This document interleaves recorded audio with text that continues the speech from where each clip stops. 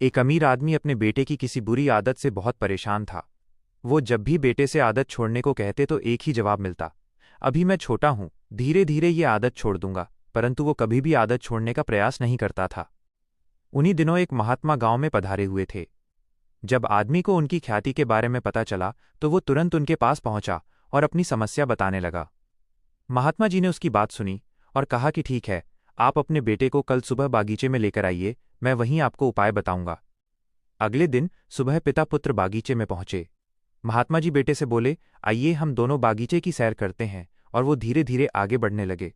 चलते चलते महात्मा जी अचानक रुके और बेटे से कहा कि क्या तुम इस छोटे से पौधे को उखाड़ सकते हो? जी हाँ, इसमें कौन सी बड़ी बात है। और ऐसा कहते हुए बेटे ने आसानी से पौधे को उखाड़ दिया। वे फिर आगे बढ़ गए और थोड़ी देर बाद महात्मा जी ने थोड़े बड़े पौधे की तरफ इशारा करते हुए कहा, क्या तुम इसे भी उखाड़ सकते हो? बेटे को तो मानो इन सब में कितना मजा आ रहा था, वो तुरंत पौधा उखाड़ने में लग गया। इस बार उसे थोड़ी मेहनत लगी, पर काफी प्रयत्न के बाद उसने इसे भी उखाड़ दिया।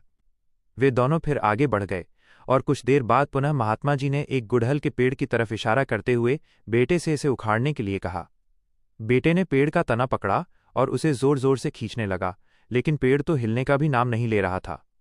जब बहुत प्रयास करने के बाद भी पेड़ टस से मस नहीं हुआ तो बेटा बोला, अरे ये तो बहुत मजबूत है, इसे उखाड़ना असंभव है। महात्मा जी ने उसे प्यार से समझाते हुए कहा कि बेटा, ठीक ऐसा ही बुरी आदतों के साथ होता है।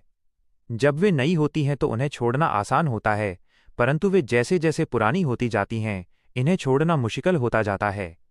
बेटा उनकी बात समझ गया और उसने मन ही मन आज से ही बुरी आदत छोड़ने का निश्चय किया। मित्रों, हमें अपने जीवन में अच्छी आदतों को अपनाना चाहिए, अच्छा व्यवहार अपनाना चाहिए और अच्छी और मीठी भाषा का प्रयोग करना चाहिए।